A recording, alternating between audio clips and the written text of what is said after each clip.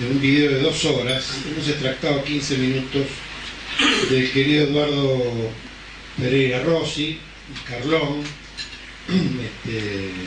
que fue torturado y asesinado por Patti,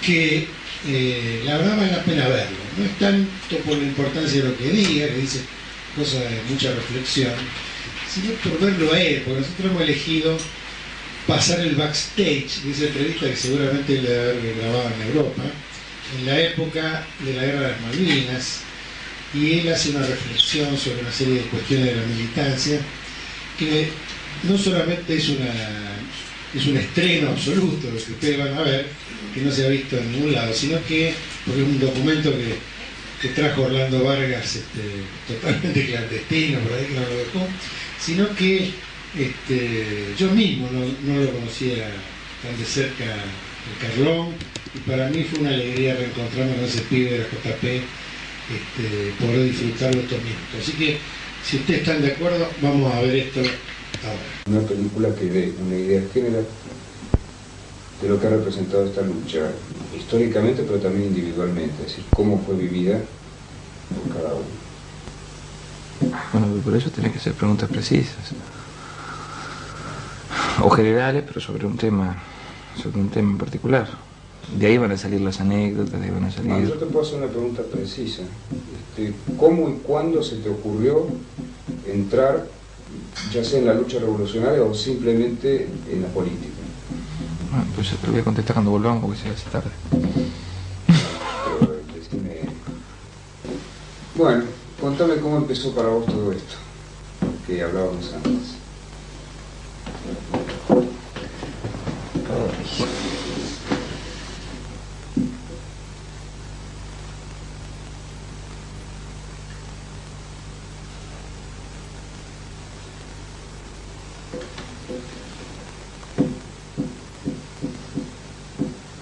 Volví para atrás todo.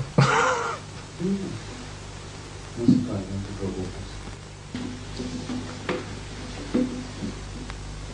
Sí, lo que estaba diciendo es cómo se pasa de la voluntad un poco abstracta, digamos, de participar en una lucha, a una forma concreta, es decir, de qué hacer mañana a las 8 de la mañana para participar en esa lucha.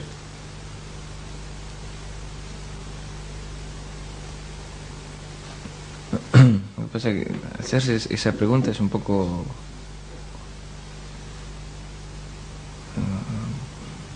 plantearse la militancia de manera angustiante.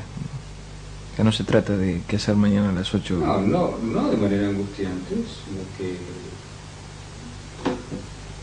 Bueno, es un poco justamente la adquisición de una experiencia política que te permite plantear en forma de propuestas, de hechos, de acciones, la participación en una lucha, la idea abstracta a priori de participar en una lucha. Es decir, es muy común que una persona que en un principio quiere hacer una cosa y o no sabe exactamente qué hacer o se equivoca, es decir, hace cosas inapropiadas. Es decir, cómo se llega a una justeza de apreciación que te hace realmente elegir las formas de acción adecuadas y que van a traer resultados. Es que cuando uno comienza una lucha no hay justicia de apreciación, ni hay un afán de tener todo demasiado claro. Lo que importa es tener claro lo más importante, que uno se quiere sumar a la lucha de un pueblo, no que quiere iniciar una lucha. En mi caso fue así, yo no quise iniciar ninguna lucha, yo me sumé a una lucha que otros venían desarrollando muchos años antes que yo.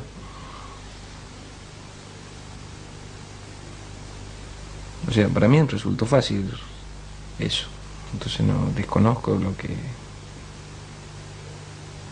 lo que te referís, ¿no es cierto? Sí, digamos que en todo caso lo que yo me refiero es el pase entre participar y el conducir o tomar decisiones.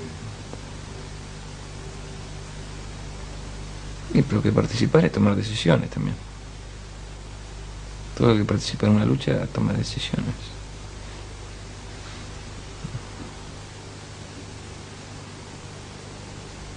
sea, hay una cosa que me parece que vos estás equivocado, que no hay una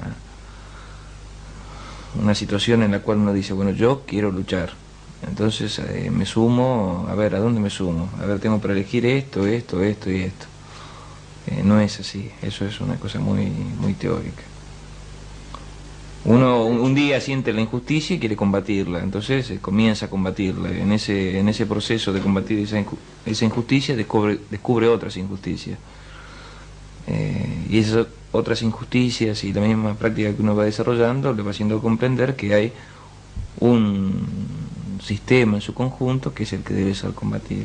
Sí, pero sin embargo, de hecho... Y ese paso nunca uno lo hace individualmente solo, ese paso siempre lo hace uno acompañado de otros compañeros, de gente que va cambiando, y eso es lo que hay que entender. Por eso nunca se presenta el problema de la alternativa de esa manera, ¿no es cierto? Sí, es cierto, lo que pasa es que nos tendríamos que remitir al origen de las diferentes ideas o proyectos políticos en la Argentina. Lo que pasa es que en Argentina hay proyectos con raíces populares y de masas y proyectos, creo que de gente que encara las preguntas como me las haces vos, porque es así. Claro. O sea, cuando uno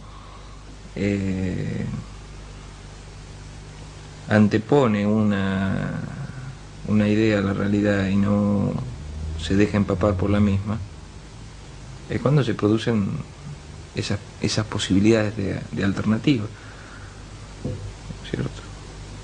Pero yo me estoy refiriendo a un proceso de masas cuando te hablo de mi incorporación a la militancia política, no a un proceso de sectas políticas o de grupúsculos. Entonces ahí está por ahí la diferencia de opciones. La opción que tiene un militante popular es sumarse a la lucha de su pueblo, en primera instancia. Después irá conociendo, en la medida que va desarrollando esa lucha, esa práctica, va comprendiendo muchas más cosas, va entendiendo la diferencia que puede haber entre una posición y otra que anteriormente le hubiera parecido muy sutil, pero que después le da la importancia que tiene. Es un proceso de conocimiento que no termina nunca, no se acaba. Nos tuvimos que frenar porque nos pinchábamos con las bayonetas y además que nos amenazaban con disparar. Entonces los primeros que llegamos a la línea, bueno, tratamos de frenar a los que venían detrás nuestro, que no sabían lo que pasaba porque no podían observar el despliegue militar. En esas circunstancias se produjo una situación muy tensa entre esa primera línea de la movilización y los militares que estaban en perfecto orden con sus bayonetas caladas a la altura de la cintura. En ese momento de tensión ahí se produce una situación muy particular, que uno de los muchachos que estaban en la primera línea da un paso al frente, o sea, nos separaban unos 1,5 metros más o menos, da un paso al frente, se abre la camisa que llevaba, toda mojada, increpando a los soldados que tenía delante, les dicen: tiren, hijos de puta, tiren. Y yo observo desde esa posición que tenía como otros muchachos, al ver el ejemplo de ese primero, también dan un paso al frente, se abren la camisa, increpan a los soldados y les dicen: tiren, tiren, tiren. Frente a esta situación todos creíamos que en ese momento se iba a provocar una verdadera masacre, pero a pesar de eso, los soldados, que eran muchachos como nosotros,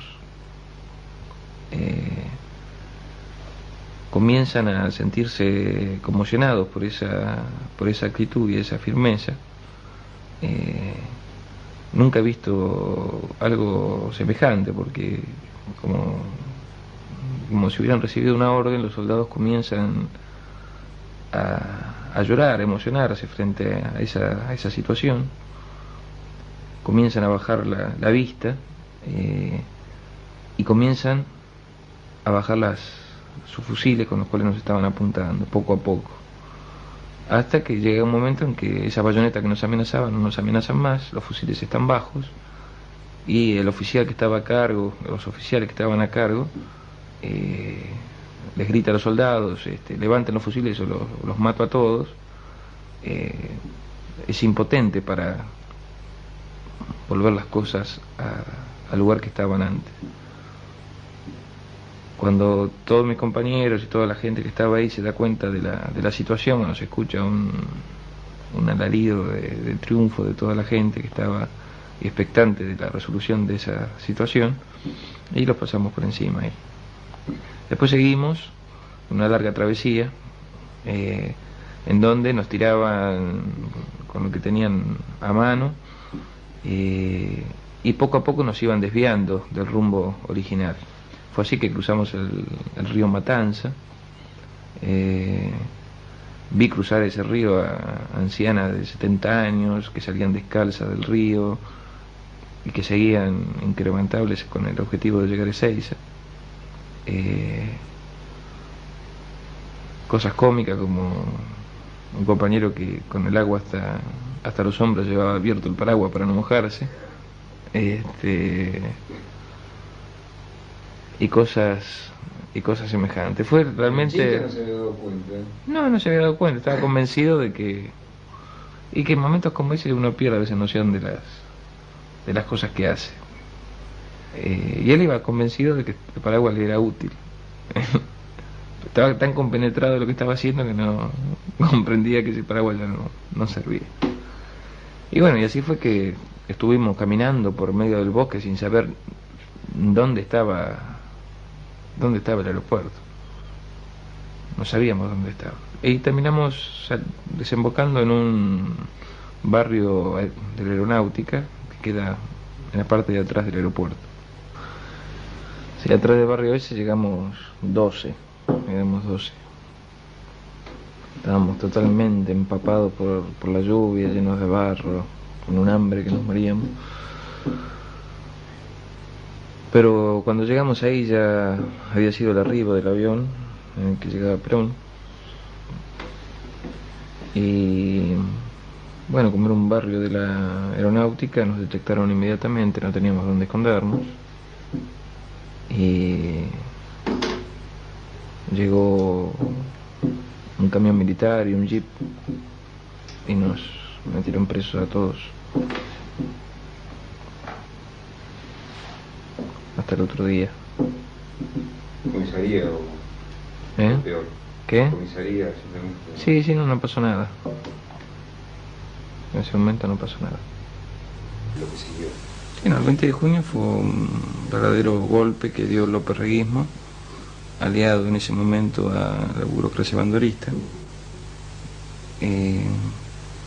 contra la política que representaba Héctor J. Cámpora en ese momento.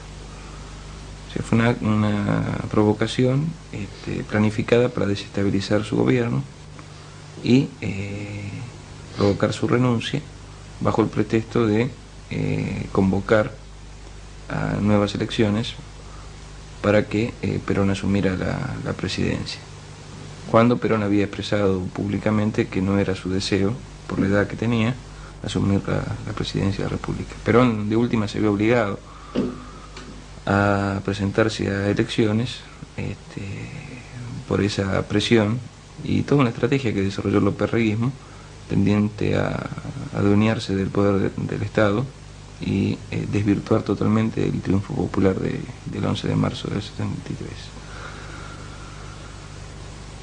Como todos sabemos, General Perón era ya un hombre de avanzada edad. El lópezreguismo especula con su muerte durante su mandato y bueno, esa es la jugada que desarrolla López-Rega. ¿Por qué Perón no revirtió eso? ¿Es que intentó y no pudo? En fin, ¿cómo se interpreta eso? Es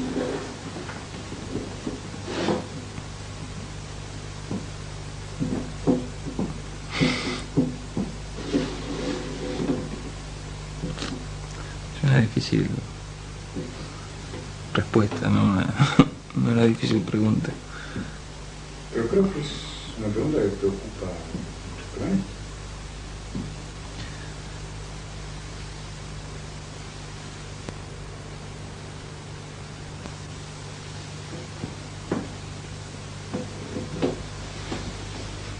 Mientras Perón estuvo en el gobierno,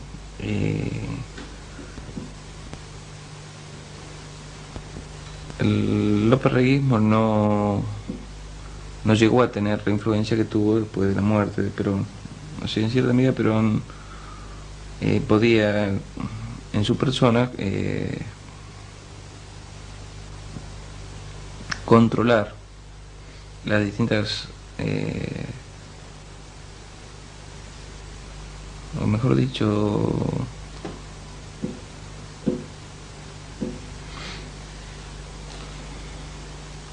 no tengo ganas de contestar. Mantener un equilibrio. No tengo ganas de contestar esta pregunta.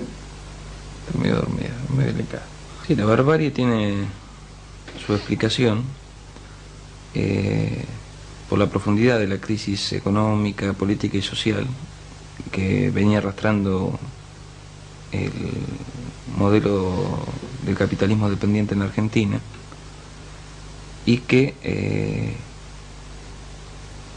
su agotamiento en las formas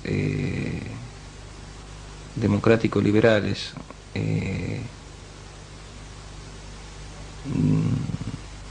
daba como solución de fondo una verdadera transformación de la estructura económica y social de la Argentina, que era de última ser una revolución. La oligarquía no pretende evidentemente hacer una revolución, sino retrotraer el país a una situación política y económica que le permita salir de esa crisis, pero la base de ese modelo, de ese nuevo modelo económico, es en base a poder controlar una sociedad totalmente distinta a la que nosotros conocimos, una sociedad y una república argentina achicada en su desarrollo económico, achicada socialmente, y por ese motivo un proyecto que de última no mira hacia adelante, sino que es un proyecto de conservación de los privilegios de los grupos más retrógrados de la oligarquía argentina aliada al imperialismo yanqui. Bueno, en primer lugar, lo que tenemos que afirmar el derecho que tiene nuestro pueblo de ejercer la soberanía territorial sobre el conjunto de su territorio, en el cual están incluidas las Islas Malvinas y las islas del Atlántico Sur. Frente a la actitud adoptada por la dictadura militar argentina de proceder a la recuperación de las islas por la vía armada, no podemos más que señalar que es un hecho orientado, en el caso de los militares argentinos, más que a una reivindicación histórica, a la necesidad de revertir la extrema debilidad interna por la que venía atravesando, y de esa manera tratar de congelar la lucha de nuestro pueblo y ponerla en función de esta reivindicación que es sentida con justicia por el conjunto de la población argentina. De esta manera, la recuperación de las Malvinas por parte de la dictadura militar no deja de ser una aventura con un final imprevisible, pero que sin duda ese final no será otro que el fin de su propio gobierno. Lamentablemente esta situación nos lleva a una posibilidad de conflicto bélico que no es deseado por el pueblo argentino, pero que, llevadas las cosas al punto en el que hoy se encuentra, ya no es posible volver la situación hacia atrás. Esto es decir, de ninguna manera se puede concebir, después de este paso, la posibilidad de un abandono de la soberanía territorial que actualmente ejerce la Argentina sobre las islas. En este sentido, queremos dejar señalado que nosotros pensamos que hay que evitar a toda costa la posibilidad de un conflicto bélico. Nuestro pueblo es un pueblo pacífico, pero que siempre se ha defendido, cuando las circunstancias lo han requerido, de todos los intentos imperialistas de penetrar su territorio. Y en el caso del Imperio inglés, hay una vasta experiencia histórica en donde nuestro pueblo desorganizado supo rechazar 2 sucesivas invasiones inglesas y pudo hacer frente a un ejército poderoso y vencerlo en aquellas oportunidades. En ese sentido, lo que nosotros queríamos remarcar a los distintos gobiernos y países del mundo la necesidad de apoyar una salida pacífica al conflicto, tratando por todos los medios de evitar un enfrentamiento armado, y pensamos que ese es un problema que atañe al conjunto de los países del mundo y que deben colaborar en ese sentido. Por otro lado, hay otra cuestión, que es el problema de la dictadura militar argentina, que es un problema solamente nuestro y del cual daremos cuenta los propios argentinos. Bueno, eso es todo.